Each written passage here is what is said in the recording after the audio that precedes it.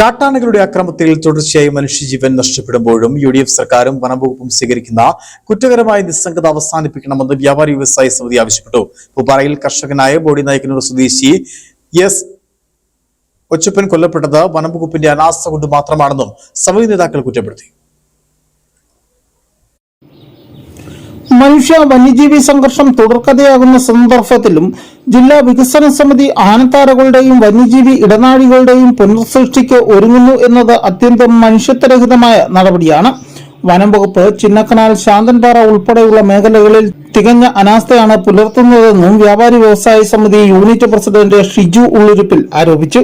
ഈ കാട്ടാന ആക്രമണത്തിൽ ഈ അടുത്ത കാലത്തായിട്ട് ഒരു മാസത്തിൽ ഒരാൾ വെച്ചാലും മരിച്ചുകൊണ്ടിരിക്കുകയാണ്. അതുപോലെ തന്നെ കൃഷിയിടങ്ങൾ പല കൃഷിയിടങ്ങളിലും ആന കയറി ഏക്കർ കണക്കിന് സ്ഥലങ്ങൾ, കൂട്ടം കൂട്ടമായിട്ട് എത്തുന്ന ആനകൾ ഏക്കർ കണക്കിന് സ്ഥലങ്ങൾ നശിപ്പിച്ചുകൊണ്ടിരിക്കുകയാണ്. ഒരു മനുഷ്യൻ അവന്റെ ജീവിതത്തിന് വേണ്ട സാധനങ്ങളൊക്കെ ഈ കൃഷി മൂലം ഉണ്ടാക്കുന്ന ഈ ഇടുക്കി ജില്ല പോലെയുള്ള ജില്ലയിൽ ഈ ആന കയറി അതുപോലെ തന്നെ കാട്ടുമൃഗങ്ങൾ കയറി ആക്രമിക്കുക എന്ന് പറയുമ്പോൾ ഒരിക്കലും അംഗീകരിക്കാൻ കഴിയുന്ന കാര്യങ്ങളല്ല. കാട്ടുമൃഗങ്ങളെ കാട്ടിൽ വളർത്തണം.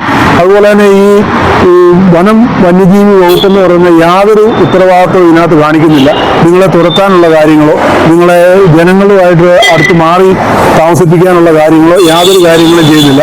അതുപോലെ തന്നെ സർക്കാരും വേണ്ട യാതൊരു നടപടികളും സ്വീകരിക്കുന്നില്ല. ഒരാൾ മരിച്ചു കഴിഞ്ഞാൽ അവർക്ക് കൊണ്ട് പൈസ പ്രഖ്യാപിക്കുക, അല്ലെങ്കിൽ ചിലപ്പോൾ കൊടുക്കുക, 2-3 തവണയായിട്ട് കുറച്ച് സാമ്പത്തിക സഹായം ചെയ്യുന്നില്ല. ആളുണ്ടെങ്കിലേ കാര്യമുള്ളൂ. ഈ വേറെ ഉള്ളവർക്കാണ് ഈ പൈസ കിട്ടുന്നത്. മരിച്ചു പോയവർക്ക് പൈസയുടെ ആവശ്യമില്ല. ഈ ആളെ മരിക്കാതിരിക്കാനുള്ള സംവിധാനങ്ങൾ, അതുപോലെ തന്നെ മൃഗങ്ങളെ വനത്തിൽ മാത്രം വളർത്താനുള്ള സംവിധാനം വന്യജീവി വകുപ്പ് ഉത്തരവാദിത്തത്തോടുകൂടി ഏറ്റെടുക്കും. സംഭവത്തിൽ അടിയന്തര നടപടി സ്വീകരിക്കുവാൻ ഗവൺമെന്റ് തയ്യാറാകണമെന്നും അദ്ദേഹം ആവശ്യപ്പെട്ടു. News bureau, Udumbanchola.